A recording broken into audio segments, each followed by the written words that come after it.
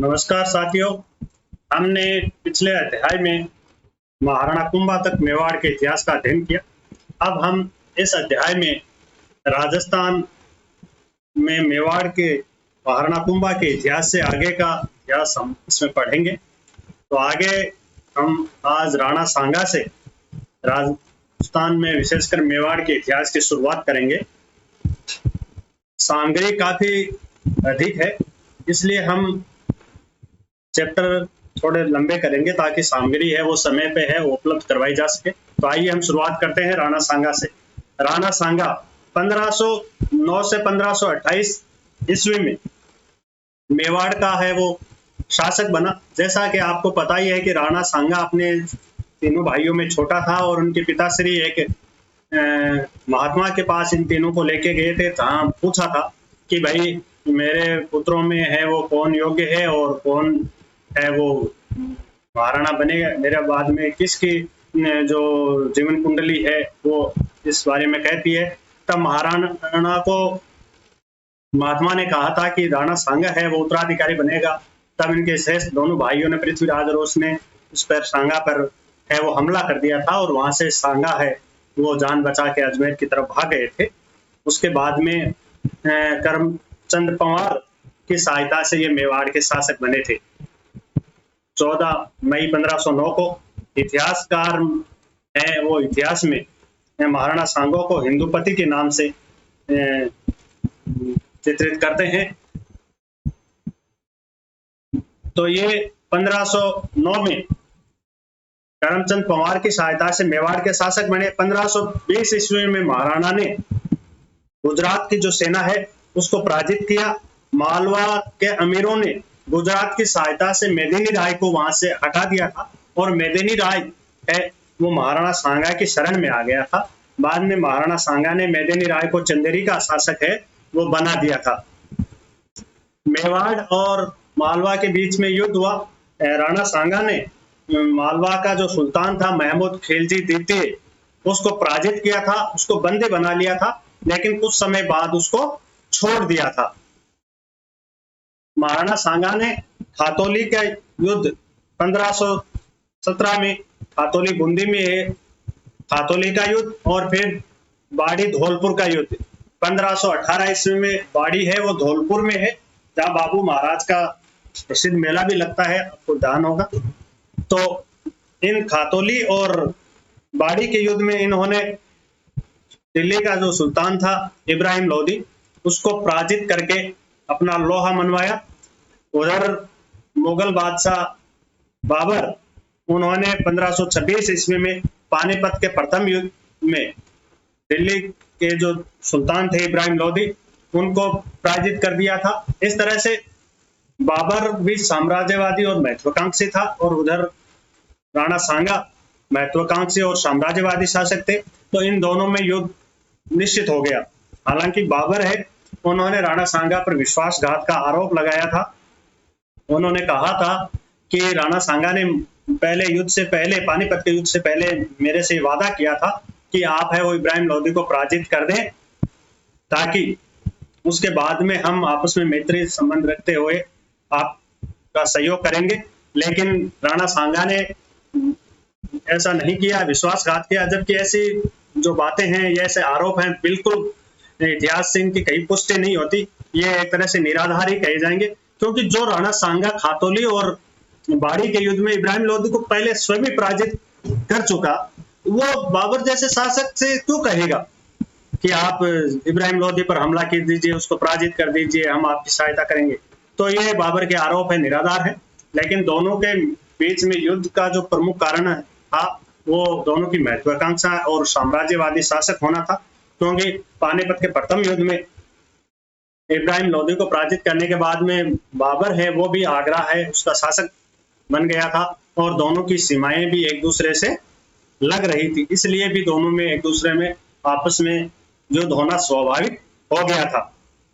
बाबर ने जो आरोप लगाया, जो अपनी आत्मकथा है बाबरनामा में लगाया था, और महाराणा सांगा ने फिर बयाना के युद्ध में बाबर को भी परास्त कर दिया और बयाना का दुर्ग जीत लिया। बयाना के युद्ध में जब इन्होंने बाबर को पराजित किया राणा सांगा ने, तो राजपूत योद्धाओं की वीरता देखकर बाबर की जो सेना है पूरी तरह से घबरा गई थी। फिर बाबर ने उन पूरी घबराई हुई सेना को एक जगह किया और वहां अपने शराब वगैरह के पात्र हैं वो तोड़ दिए और उन्होंने कहा कि मैं बिल्कुल अब धर्म के लिए युद्ध करूंगा और ये शराब वगैरह पूरी छोड़ दूंगा, और उन्होंने एक तरह से उसको जिहाद का नाम दे दिया, धर्म युद्ध का नाम दे दिया। इस तरह से उन्होंने उनके खोए खोए स्वाभिमान को पुनः जगाने का प्रयास किया। तो इस तरह से बाबर के इन लुभावने और जोशीले भाषणों की बदौलत एक बार फिर मुगल सेना है वो बाबर के नेतृत्व में युद्ध लड़ने के लिए राजपूतों से तैयार हो गई, क्योंकि बयाना के युद्ध में राजपूतों की वीरता ने उनको भयभीत कर दिया था। तो फिर 17 मार्च 1527 को खानवा भरतपुर में है, वहां पर बाबर और राणा सांगा की सेनाओं का आमना सामना हुआ और युद्ध के मैदान में राजपूतों का शुरू में है और पलड़ा काफी भारी रहा, लेकिन बाबर ने इस युद्ध में पहली बार तोप खाने का प्रयोग किया था और तुलुगमा पद्धति, इन दोनों के कारण राजपूतों की जो सेनाएं हैं उनमें खलबली मच गई, क्योंकि पहली बार तोप खाने का इस्तेमाल हुआ था इस वजह से। और दुर्भाग्य ये रहा कि राणा सांगा ने शुरुआती जो युद्ध का चरण था उसमें राजपूतों की विजय से उत्साहित होकर वे स्वयं युद्ध में कूद पड़े थे और शत्रु को एक बाण उनकी आंख में लगने से राणा सांगा घायल हो गए थे। और राणा सांगा के घायल होने के बाद में युद्ध का पलड़ा एक तरह से बाबर की तरफ मुड़ गया था। जब राणा सांगा है युद्ध में घायल हो गए थे तो उस समय राणा सांगा को युद्ध में हटाया गया था और राणा सांगा का जो टॉप था, जो राज चिन्ह का प्रतीक था मुकुट, वो उसके परम मित्र राणा अजा झाला है उन्होंने पहना, ताकि सेना में इस बात का आभास नहीं हो कि भाई सांगा महाराणा है वो युद्ध के मैदान में नहीं है, क्योंकि जब स्वयं शासक यदि युद्ध के मैदान से हट जाता था तो सेना का जो साहस है वो टूट जाता था। इस वजह से उनका साहस बना रहे, इसके लिए राणा अजा झाला ने वो मुकुट अपने सिर पर किया और युद्ध को जारी रखा। राणा सांगा जब ठीक हो गए, होश में आ गए, तो वो पुनः अपने जो पराजय है उसका बदला लेने के लिए वापस रवाना होने को आतुर हो गए थे और उन्होंने ये घोषणा कर दी थी कि जब तक मैं चित्तौड़ को वापस प्राप्त नहीं कर लेता, जब तक मैं इस युद्ध में विजय प्राप्त नहीं कर लेता, मैं वापस चित्तौड़ नहीं लौटूंगा। जब इनका ये प्रण उनके सामंतों ने देखा, क्योंकि सामंत है वो भी थक चुके थे और वो राणा सांगा से ये चाहते थे कि वो अब आगे युद्ध न करे, लेकिन राणा तो बिल्कुल एक वीर योद्धा थे और उन्होंने बिल्कुल प्रण कर लिया कि वो नहीं जाएंगे चित्तौड़। तब उनके सामंतों को लगा कि यार ये स्वयं मरेगा, वो मरेगा, हमें और मरवाएगा, और इस वजह से वो युद्ध से कन्नी काटना चाहते थे सामंत, और उन्होंने राणा सांगा को विष दे दिया। और उस विष की वजह से राणा सांगा की 30 जनवरी 1528 को बसवा दौसा में मृत्यु हो गई। फिर राणा सांगा को मांडलगढ़ ले जाया गया। मांडलगढ़ में राणा सांगा का अंतिम संस्कार किया गया, मांडलगढ़ भीलवाड़ा में, जहां पर 8 खंभों की बनी हुई छतरी आज भी मांडलगढ़ में राणा सांगा की स्मारक की साक्षी है। एक बसवा में भी उनका स्मारक है दौसा में, जहां राणा सांगा है की मृत्यु हो गई थी, वहां भी छतरी है उनके स्मारक के रूप में बनी हुई है। राणा सांगा है अंतिम हिंदू राजा था जिसके नेतृत्व में अधिकांश राजपूत शासकों ने एकत्रित होकर विदेशियों को, उस समय मुगल विदेशी थे तो उनको बाहर निकालने के लिए युद्ध में सम्मिलित हुए। यह अंतिम हिंदू शासक था जिसके नेतृत्व में राजपूत विदेशियों को निकालने के लिए एकत्रित हुए। खानवा के युद्ध में राणा सांगा की ओर से जिन जिन योद्धाओं ने सेनाओं सहित भाग लिया वो है चंदेरी के मेदिनी राय। मेदिनी राय को चंदेरी का शासक सांगा ने बनाया था। और मारवाड़ में कुंवर मालदेव आए थे, जोधपुर के कुंवर मालदेव, उन्होंने मारवाड़ की सेना सहित इसमें भाग लिया। आमेर के पृथ्वीराज थे, काठियावाड़ के झाला अज्जा थे, मेवात के हसन खां मेवाती और महमूद लोधी राणा सांगा की तरफ से खानवा के युद्ध में लड़े। जालौर से अखेराज सोनगरा, बीकानेर से कुंवर कल्याणमल, वागड़ से उदय सिंह, देवरिया से बाद सिंह, सिरोही से अखेराज देवड़ा, ऊपरमाल से अशोक परमार इन सभी राजपूत शासकों ने सांगा के नेतृत्व में विदेशी मुगलों को बाहर निकालने के लिए युद्ध लड़ा था। तो यह अंतिम मौका था जब हिंदू शासक सांगा के नेतृत्व में एकत्रित होकर विदेशियों को बाहर निकालने के लिए एकत्र हुए, खानवा का युद्ध लड़ा।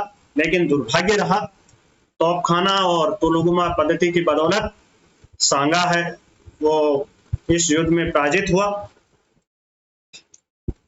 राणा सांगा ने अपने देश की रक्षा के लिए एक हाथ और एक पैर खो दिया था। उनके शरीर में 80 घाव थे। कितने? 80 घाव थे राणा सांगा के शरीर में। उसकी इस स्थिति के कारण कर्नल जेम्स टोड ने राणा सांगा को सैनिकों का भग्न अवशेष कहा है। एक हाथ, एक पैर और एक आंख इन्होंने देश के लिए खो दिए थे सांगा ने, और उसके शरीर पे 80 घाव थे। इन्हीं वीरतापूर्ण बदौलत उनके शरीर के इसी वजह से कर्नल जेम्स टोड ने राणा सांगा को सैनिक का भग्न अवशेष की संज्ञा दी कहा। राणा सांगा की मृत्यु के बाद में महाराणा विक्रमादित्य 1531 से 1536 ईस्वी में शासक बने मेवाड़ के। ये महाराणा सांगा व रानी कर्मावती या कर्णावती, दोनों ही नाम, कोई कर्णावती बोलता है कोई कर्मावती बोलता है, इनके पुत्र थे। और इनके शासन काल में 1534 ईस्वी में गुजरात के शासक बहादुर शाह है, उन्होंने चित्तौड़ पर आक्रमण किया था। तब रानी कर्णावती ने मुगल बादशाह हुमायूं से सहायता प्राप्त करने के लिए उनके पास राखी भेजी थी, लेकिन हुमायूं है उन्होंने समय पर कोई डिसीजन नहीं लिया और समय पर वो मेवाड़ की सहायता के लिए नहीं आया। इस वजह से मेवाड़ का एक तरह से है वो युद्ध में पतन भी हुआ, मेवाड़ की पराजय हुई। वहीं दूसरी तरफ हुमायूं को भी इसका बहुत बड़ा नुकसान उठाना पड़ा, क्योंकि वो राजपूतों के सहयोग से वंचित हो गया। एक मौका था जिसका वो फायदा उठा सकता था, और यदि इस युद्ध में तो राजपूतों की यदि हुमायूं सहायता करता तो उनको भारत छोड़ने की नौबत नहीं आती। लेकिन हुमायूं है वो समय पर निर्णय नहीं ले सका। जब वो सहायता के लिए हुमायूं नहीं आया, तब रानी कर्णावती ने देवरिया के ठाकुर थे बाघ सिंह, देवरिया के ठाकुर बाघ सिंह, ये ध्यान रखिएगा। इस समय युद्ध में नेतृत्व जो था वो देवरिया के ठाकुर बाघ सिंह ने किया, और रानी कर्मावती ने अपने जो पुत्र थे विक्रमादित्य और उदय सिंह, उन दोनों को अपने मायके बूंदी भेज दिया। बहादुर शाह ने आक्रमण किया तो बिल्कुल ऐसा लगा कि भाई बाहर से हुमायूं से जो सहायता मिलनी थी वो मिली नहीं है, युद्ध का परिणाम जो भी हो, लेकिन राजकुमारों को सुरक्षित किया जाए, इसलिए महारानी ने अपने मायके जो बूंदी की रहने वाली थी वहां विक्रमादित्य और उदय सिंह को भेज दिया, और मेवाड़ की जो सेना का नेतृत्व करने का जो दायित्व है वो देवरिया के ठाकुर थे बाघ सिंह, उनको सौंप दिया। और बहादुर शाह के जो विरुद्ध है वो बाघ सिंह के नेतृत्व में राजपूतों ने युद्ध लड़ा, और बाघ सिंह वीरगति को प्राप्त हो गए। जब बाघ सिंह वीरगति को प्राप्त हो गए, तब रानी कर्मावती ने 1300 महिलाओं के साथ जोड़ किया, जो चित्तौड़ का दूसरा शाखा कहलाता है। चित्तौड़ का दूसरा शाखा, पहला शाखा 1303 में हुआ जब पद्मिनी ने जोहर किया और रतन सिंह ने अपने प्रमुख सेनापति गोरा और बादल के साथ केसरिया किया था। उस समय मेवाड़ की सेना का नेतृत्व स्वयं मेवाड़ के शासक कर रहे थे। रावल शाखा के अंतिम शासक थे रतन सिंह, वो कर रहे थे। लेकिन जब मेवाड़ का दूसरा शाखा हुआ 1534 में, जब गुजरात के शासक बहादुर शाह ने चित्तौड़ पर आक्रमण किया, उस समय सेना का नेतृत्व महाराणा स्वयं नहीं कर रहे थे। विक्रमादित्य और उदय सिंह को तो महारानी कर्णावती ने अपने मायके बूंदी भेज दिया था। इस दूसरे शाखे के समय मेवाड़ की सेना का नेतृत्व देवरिया के ठाकुर बाघ सिंह कर रहे थे, ये ध्यान रखिएगा।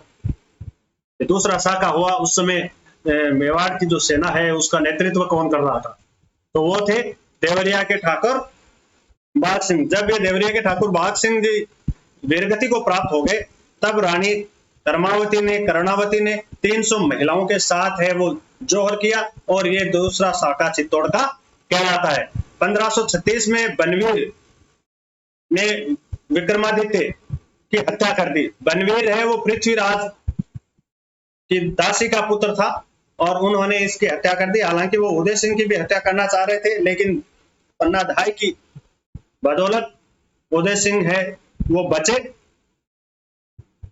इन्होंने विक्रमादित्य ने नौकोठा महल और नौलखा महल का निर्माण करवाया था। ये इनके स्थापत्य की स्मृतियां हैं।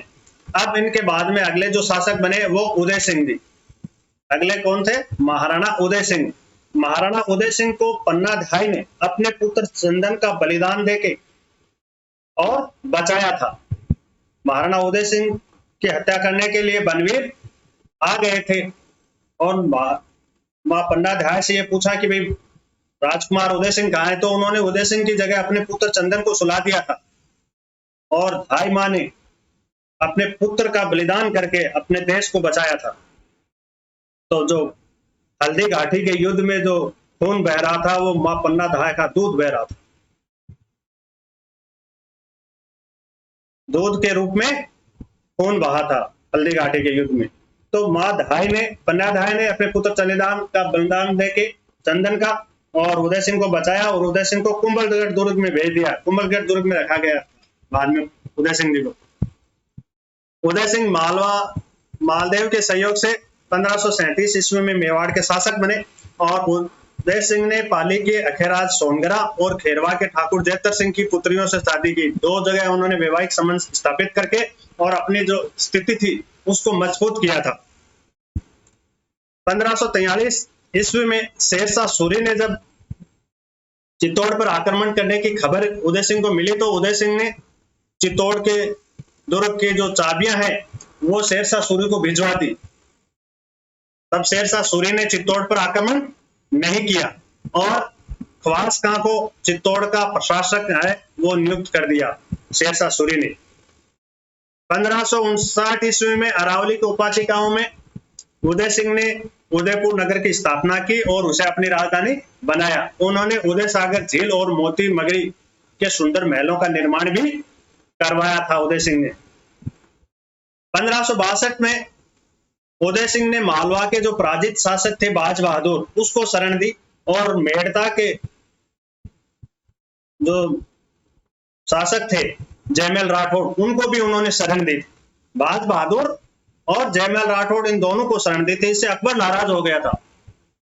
अकबर इससे नाराज हो गया, इसलिए अकबर ने 1567 ईस्वी में चित्तौड़ पर आक्रमण कर दिया। तब उदय सिंह ने सामंतों की सलाह लेके जयमल राठौड़ और पता सिसोदिया है उनको दुर्ग की सुरक्षा का भार सौंप के और स्वयं गिरवा की पहाड़ियों में जंगलों में चला गया।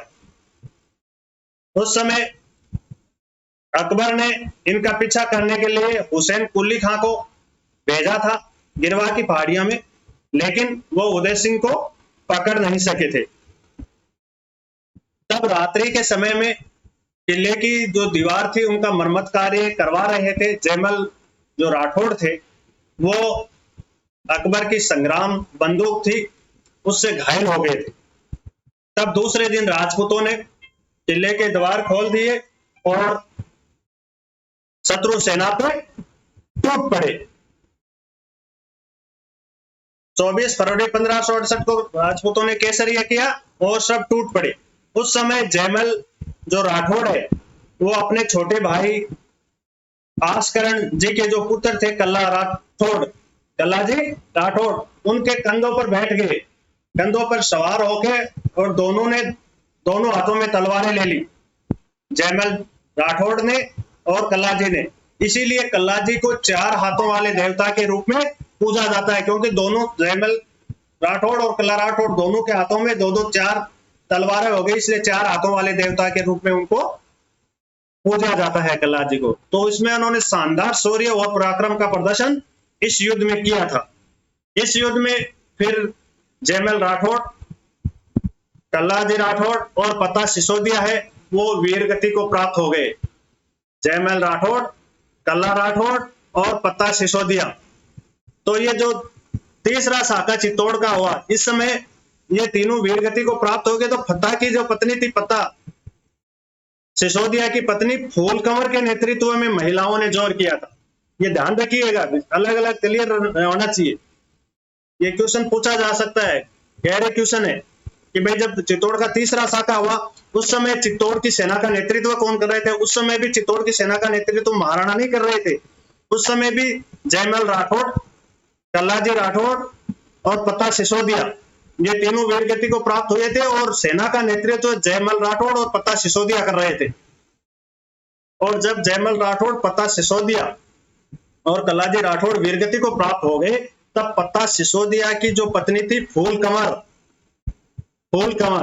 इनके नेतृत्व में महिलाओं ने जोर किया। तो जो तीसरा साका चित्तौड़ का हुआ 1567 में अकबर के आक्रमण के समय, उस समय न तो महाराणा के नेतृत्व में केसरिया हुआ और न ही महारानी के नेतृत्व में जौहर हुआ। ये महत्वपूर्ण क्वेश्चन है। जो युद्ध हुआ जयमल राठौड़ और फतेह सिसोदिया के नेतृत्व में हुआ, और जो जौहर हुआ वो फतेह की पत्नी फूल कंवर के नेतृत्व में महिलाओं ने किया। ये चित्तौड़ का तीसरा साका कहलाता है। ये चित्तौड़ का तीसरा साका, पहला 303 में, दूसरा 1534 में और तीसरा 1567 में। जयमल राठौड़, फतेह सिसोदिया और कल्लाजी राठौड़, इनकी छतरियां जो हैं वो चित्तौड़गढ़ दुर्ग में आज भी बनी हुई है। जयमल राठौड़ और फतेह सिसोदिया की वीरता से तो अकबर इतना प्रभावित हुआ था कि उन्होंने इन दोनों की गजारूढ़ पाषाण मूर्तियां हैं वो आगरा के किले के द्वार पर स्थापित करवाई थी, जो आज अभी बीकानेर दुर्ग के गेट पे है।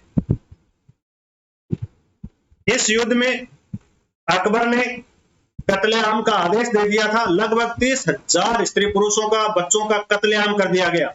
अंत में एक गर्भवती महिला को तड़पते देख कर अकबर ने कत्लेआम बंद करवा दिया था। तो यह अकबर के ऊपर एक धब्बा है।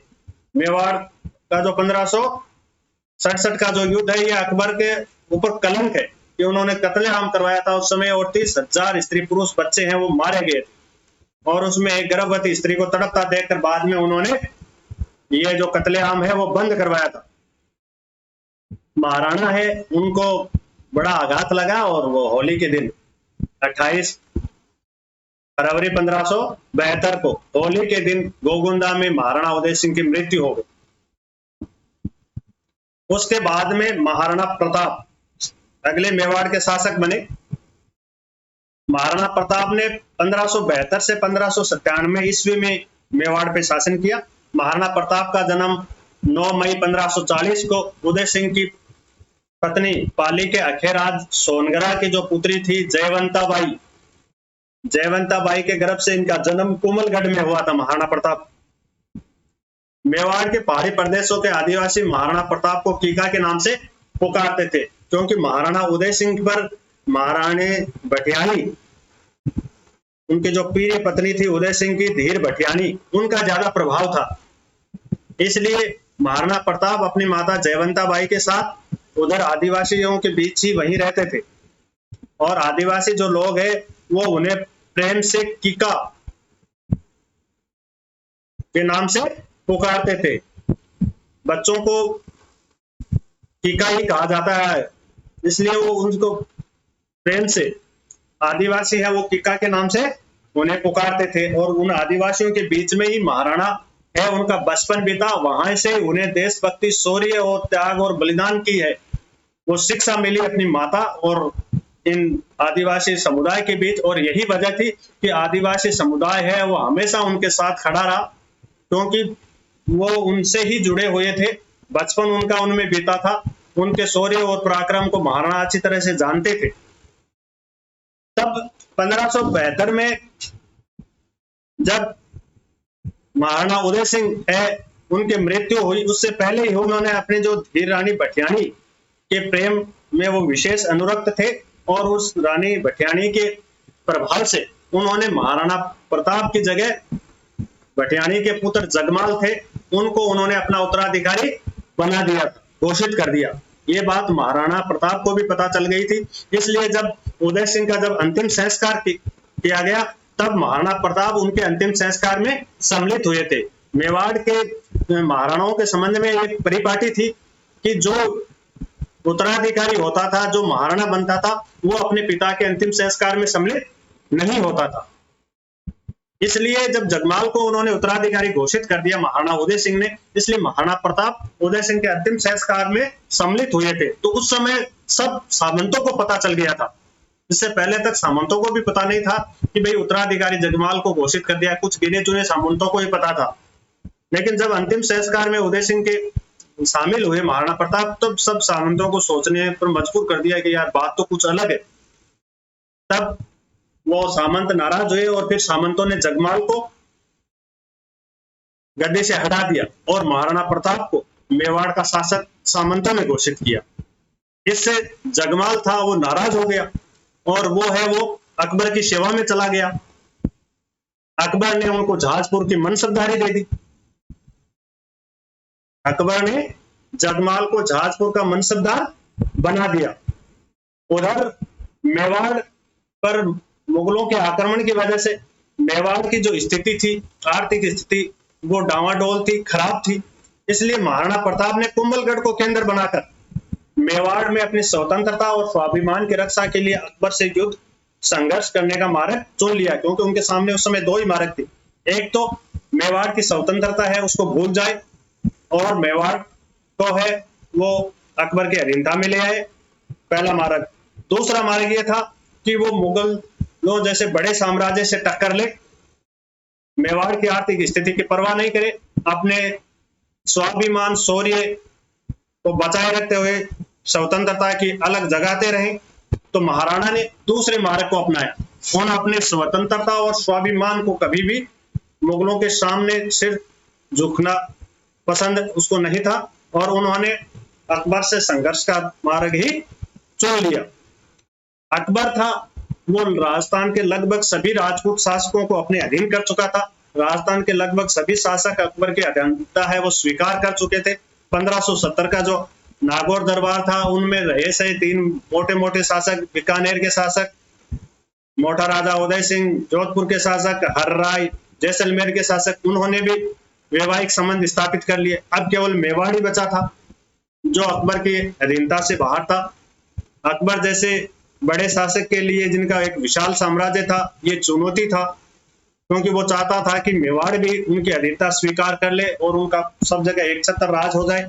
दूसरी तरफ महाराणा स्वतंत्रता के पुजारी थे, स्वाभिमानी व्यक्ति थे, वो किसी के अधीन रहना पसंद नहीं करते थे। इसलिए दोनों में टकराव स्वाभाविक हो गया। परंतु फिर भी अकबर है उन्होंने बातचीत के माध्यम से शांतिपूर्ण तरीकों से, अकबर चाहता था कि मेवाड़ में प्रतिनिधि मंडल भेजें, महाराणा को समझाएं, हो सकता है कि महाराणा है वो अधीनता स्वीकार कर ले। और इसके लिए अकबर ने 1572 से 1576 के बीच में 4 शिष्ट मंडल मेवाड़ भेजे। पहला शिष्ट मंडल जलाल खां कोरची के नेतृत्व में भेजा गया सितंबर 72 में।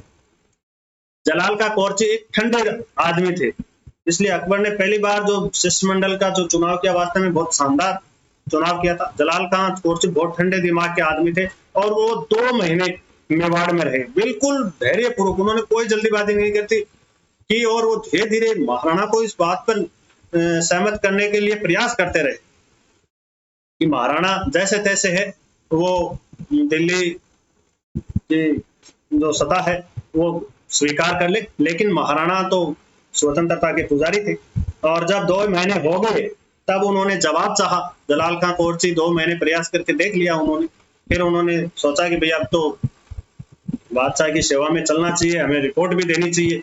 तब उन्होंने महाराणा को कहा कि महाराणा क्या जवाब है, क्या जवाब है आपका, मैं बादशाह को क्या बताऊं। तब उन्होंने एक शानदार जवाब दिया। महाराणा वास्तव में गजब का जवाब दिया। उन्होंने कहा, खान साहब मैं मेवाड़ का शासक थोड़ी हूँ, मेवाड़ के शासक भगवान इकलंग जी हैं, मैं तो उनका दीवान हूँ। और बिल्कुल सही है, मेवाड़ के शासक अपने आप को इकलिंग जी का दीवान ही मानते थे। तो उन्होंने कहा कि मेवाड़ के अधिपति तो महाराज इकलिंग जी हैं, मैं तो उनका दीवान हूं। और जब तक महाराज एकलिंग जी से, भगवान एकलिंग जी से कोई आदेश नहीं मिल जाता, जवाब नहीं मिल जाता, मैं आपको क्या जवाब दूं। जलाल खां कोरची इतने में सब कुछ समझ गया और लौट गया।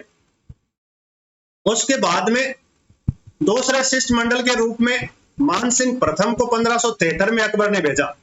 ये दक्षिण भारत में अभियान की तरफ गए हुए थे और आते वक्त ये सीधे मान सिंह जी थे, तो वो महाराणा प्रताप के पास आ गए। मान सिंह एक अलग दृष्टिकोण का व्यक्ति था, गर्म मिजाज का था, क्योंकि ये तो कभी स्वतंत्रता इन्होंने तो देखी ही नहीं। जब ये छोटे से थे, इनके दादाजी अकबर की सेवा में इनको ले गए थे और अकबर ने इनको फरजंद की उपाधि दे दी। फरजंद का अर्थ बेटा होता है। फरजंद की उपाधि अकबर ने इनको दे दी, तो इनको तो उन सेनाओं का चश्मा चढ़ गया था। इसलिए भाई जब वो वहां रहे, उनका चश्मा चढ़ गया, तो ये तो अपने आप को सुपर मानने लगे कि मेरे को तो अकबर फरजंद करता है, और ज्यादा हम घमंड हो गया। तो ये जब आए महाराणा के पास, तो महाराणा ने इनका स्वागत किया। उदय सागर के किनारे इनके लिए भोज रखा। और भोज में महाराणा स्वयं उपस्थित नहीं हुए। राजकुमार अमर सिंह प्रथम जो शासक बने थे, अमर सिंह जी को राजकुमार थे, युवराज थे महाराणा के, उन्होंने अमर सिंह जी को भेज दिया भोज में। तब मान सिंह तो अहम ज्यादा था उनके, उन्होंने पूछा कि महाराणा क्यों नहीं आए। तो अमर सिंह जी ने कहा कि भाई उनके थोड़े पेट में दर्द है, सोल रोग है, इस वजह से नहीं आए। तो ये चिढ़ गए और इन्होंने धमकी दे डाली कि मैं दिल्ली जा रहा हूं और महाराणा के पेट की दवा लेके आ रहा हूं। तो ये देखिए, दूसरा जो प्रतिनिधि मंडल मान सिंह के नेतृत्व में आया वो फिर असफल हुआ। परंतु फिर भी अकबर ने पुनः प्रयास किया और उन्होंने तीसरा प्रतिनिधि मंडल फिर भगवंत दास के नेतृत्व में अक्टूबर 1573 को भेजा।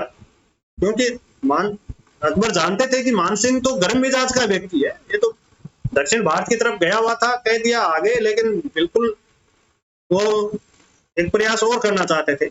इसलिए उन्होंने भगवान दास को अक्टूबर 1573 में वापस अकबर ने महाराणा के पास भेजा ताकि महाराणा को वो समझाएं। भगवान दास ने महाराणा के समक्ष एकांत में वार्ता करने की शर्त रखी कि बिल्कुल टेबल वार्ता होगी अपने दोनों के बीच में। महाराणा ने उनकी बात को स्वीकार कर लिया। भगवान दास और महाराणा के एकांत में वार्ता हुई। महाराणा को भगवान दास ने अनेक प्रलोभन दिए। उन्होंने उन्हें यह भी बता दिया कि आप किससे टक्कर ले रहे हो। सभी राजपूतों ने उनकी अधीनता स्वीकार कर ली। उनका पूरे भारत में साम्राज्य है, उनके पास इतनी विशाल सेना है, आप क्यों अपना पतन आमंत्रित कर रहे हो।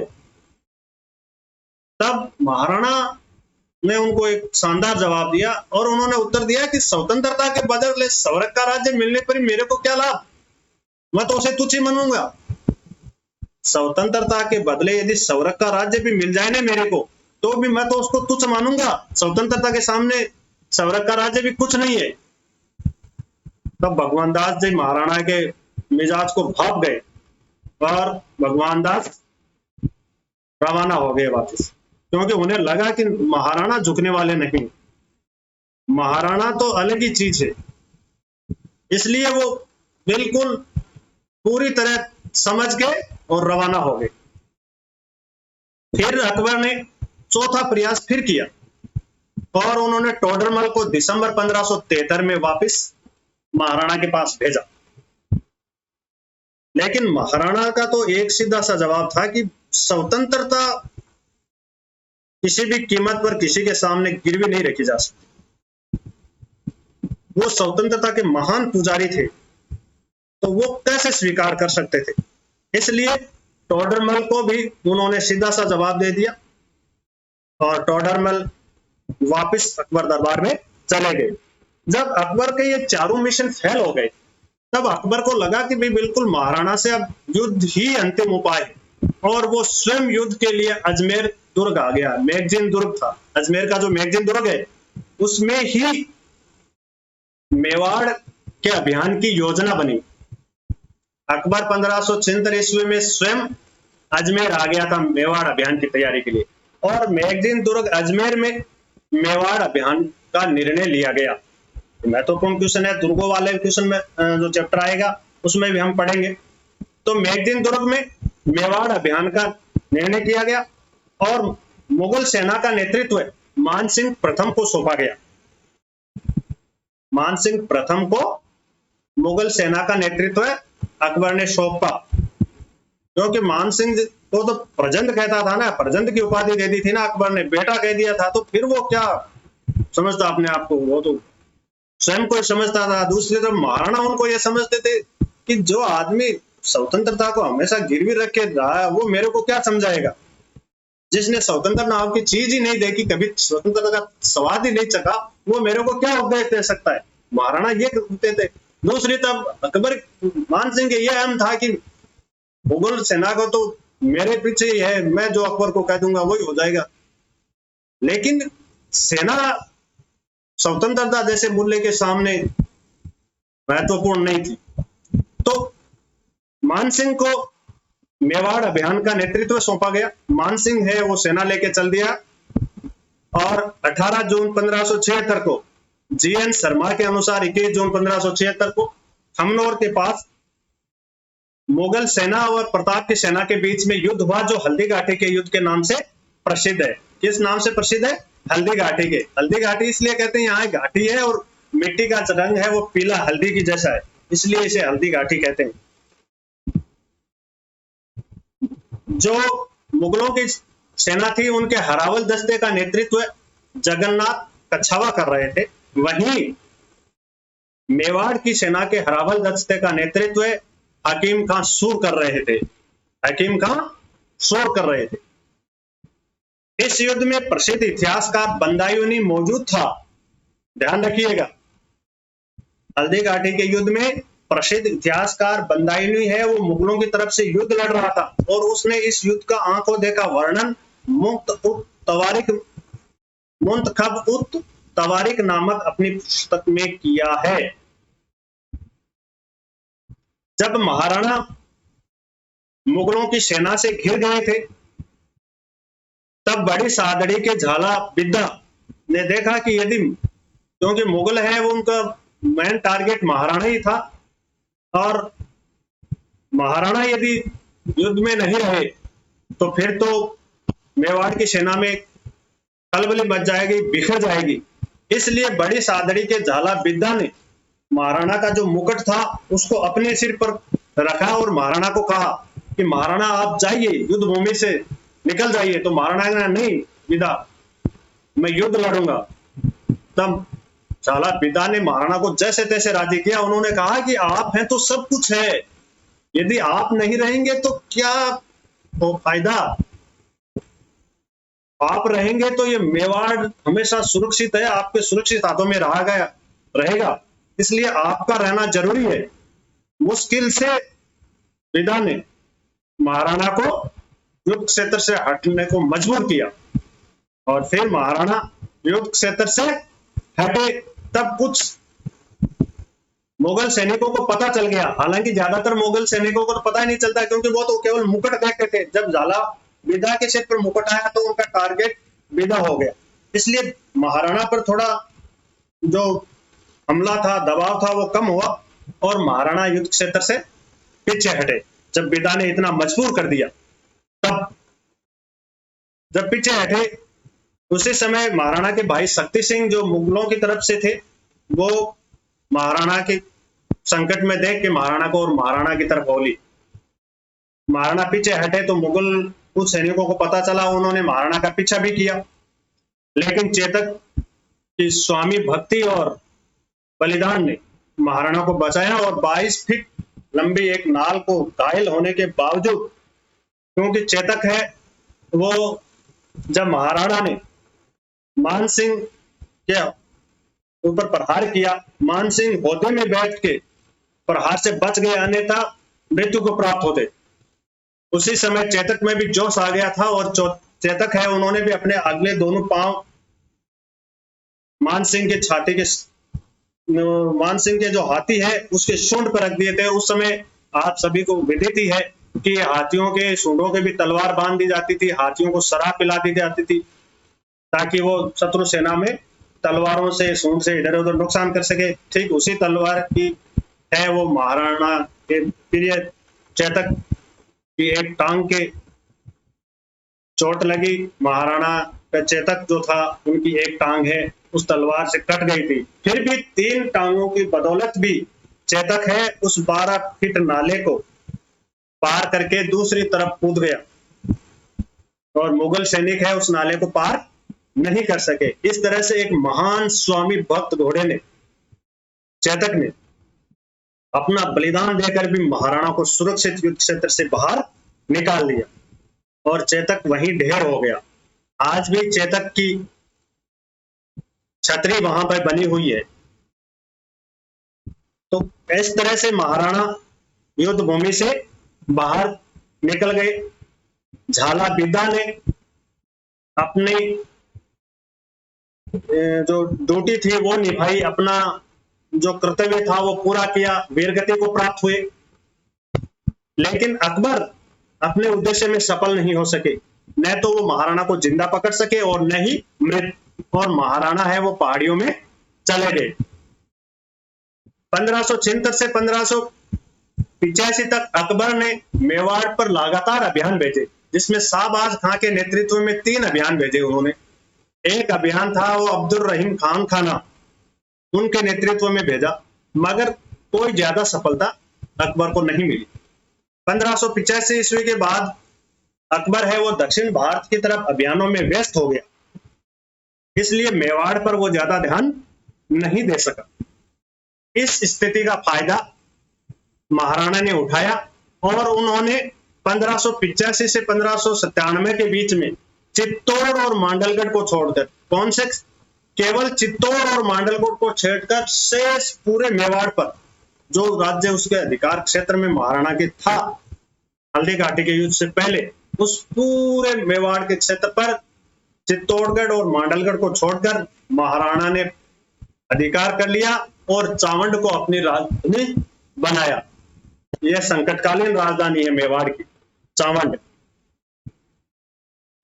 राज्य में सुव्यवस्था स्थापित की।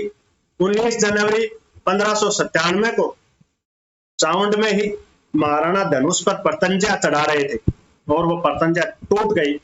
इस वजह से महाराणा घायल हो गए और घायल हो जाने के बाद चावंड के पास ही बांडोली नामक स्थान पर इस महान देशभक्त स्वाभिमानी शासक का निधन हो गया,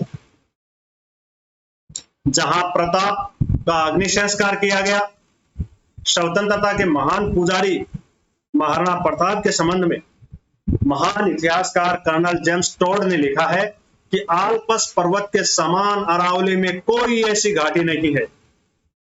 आल्पस पर्वत के समान अरावली में ऐसी कोई घाटी नहीं है जो प्रताप के किसी न किसी वीर कार्य से या उसकी उज्जवल विजय, उसके अधिक कृतियुक्त पराजय से पवित्र नहीं हुई हो। हल्दी घाटी को मेवाड़ की थर्मोपली और दिवेर को मेवाड़ का मेरेथान का। इस तरह स्वतंत्रता के एक महान पुजारी ने अपनी स्वतंत्रता और स्वाभिमान के लिए कष्ट भले ही सह लिए, लेकिन उन्होंने अधीनता को कभी स्वीकार नहीं किया। इसलिए आज ये इतिहास, आज हम सभी उस शौर्य, स्वतंत्रता और स्वाभिमान की व्याख्या करते हैं और गुणगान करके अपने आप को धन्य समझते हैं। महाराणा प्रताप के बाद में महाराणा अमर सिंह है वो 1597 से लेके 1620 ईस्वी में मेवाड़ का शासक बना। आप जानते हैं कि कैसी परिस्थितियां थी, हमने अभी पढ़ा मेवाड़ की क्या परिस्थितियां थी। लेकिन एक महान पिता का महान पुत्र था महाराणा अमर सिंह, और उन्होंने भी बिल्कुल इतने बड़े साम्राज्य के इतने संकटों में होने के बाद में अधीनता स्वीकार नहीं की, न उनके सामने कभी घुटने टेके। लेकिन कई बार क्या होता है कि जब अपने कमजोर हो जाते हैं या अपनों के सामने घुटने टेकने ही पड़ते, और यही महाराणा अमर सिंह के साथ हुआ। 1599 ईस्वी में शाहजादा सलीम ने आक्रमण, जहांगीर को आक्रमण के लिए फिर भेजा था अकबर ने, लेकिन उसे सफलता नहीं मिली। जब जहांगीर शासक बन गया 1605 में, तब जहांगीर ने 1605 में परवेज आसफ खां, जाफर बेग और सागर के नेतृत्व में मेवाड़ को अपने अधीन मिलाने के लिए सेना भेजी, लेकिन उसे भी सफलता नहीं मिली। 1608 में जहांगीर ने महावत खां को भेजा सेना देके, वो भी मेवाड़ को अपने अधीन नहीं कर सका, महाराणा अमर सिंह को नहीं झुका सका।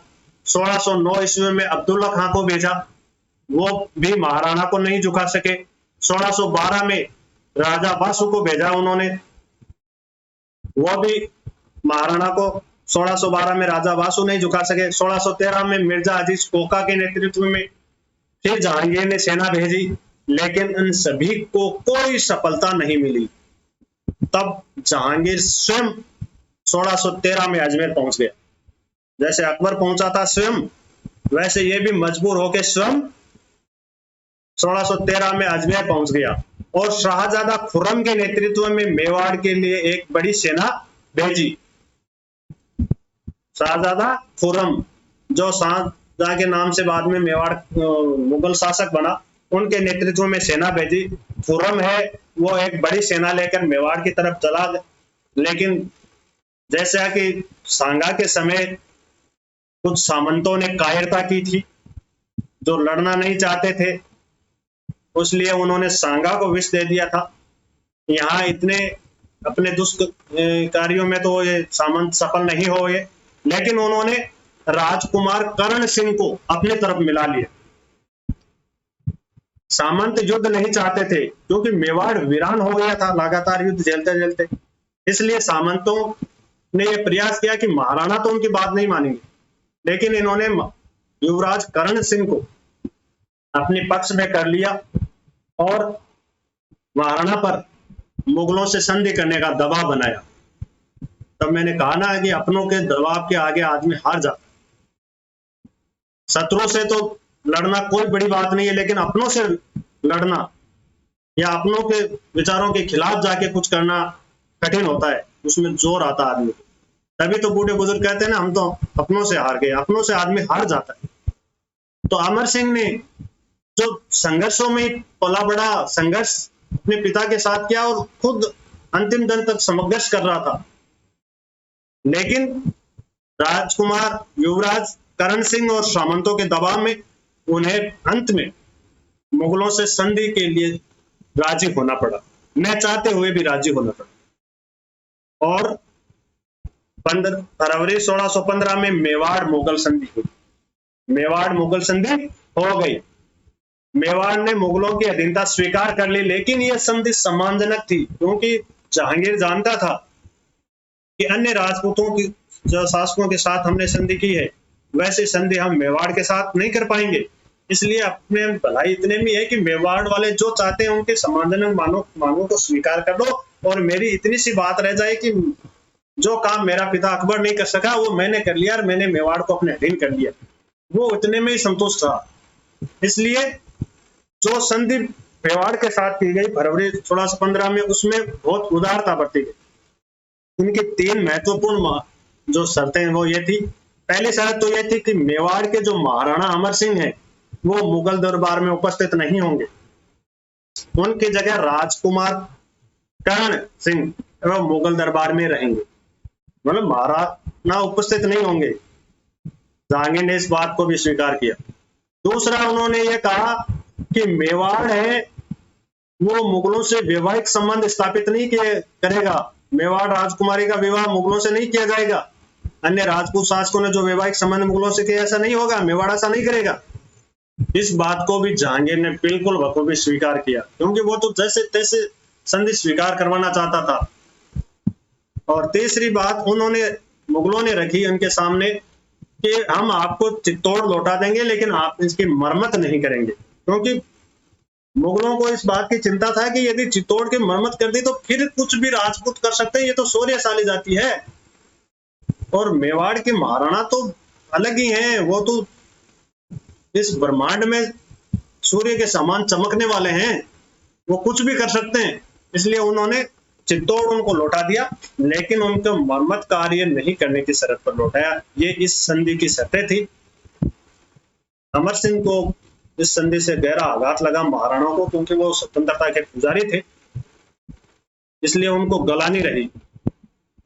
और उन्होंने इस संधि के बाद में राजपाट से अपना ध्यान हटा लिया।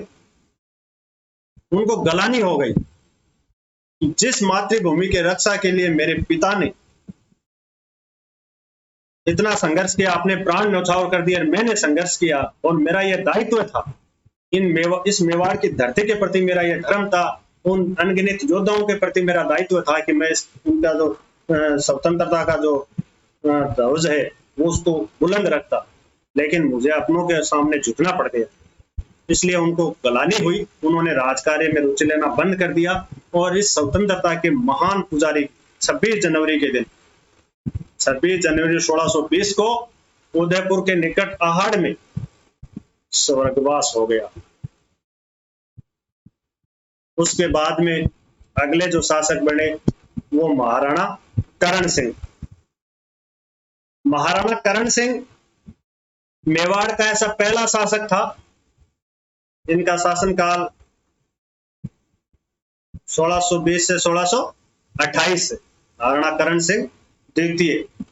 ये मेवाड़ के पहले शासक थे जो मेवाड़ का शासक बनने से पहले मुगल दरबार में रहा, एक बात। दूसरा, मेवाड़ का पहला शासक था जिसको शासक बनने के बाद में मुगल बादशाह ने पदवी भेजी। जहांगीर ने इन्हें राणा की पदवी भेजी थी। ये पहला मुगल मेवाड़ का महाराणा था जिन्होंने मुगल मामलों में रुचि ली।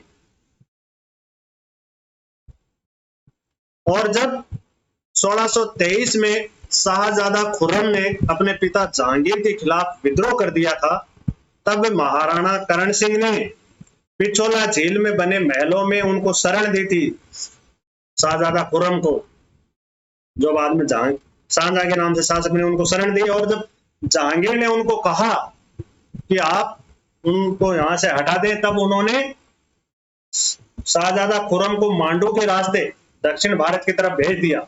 इस तरह उन्होंने शाहजादा खुर्रम को भी राजी कर लिया और जहांगीर को भी राजी कर दिया कि आपने जब मेरे को कहा तो मैंने तो भेज दिया, निकाल दिया।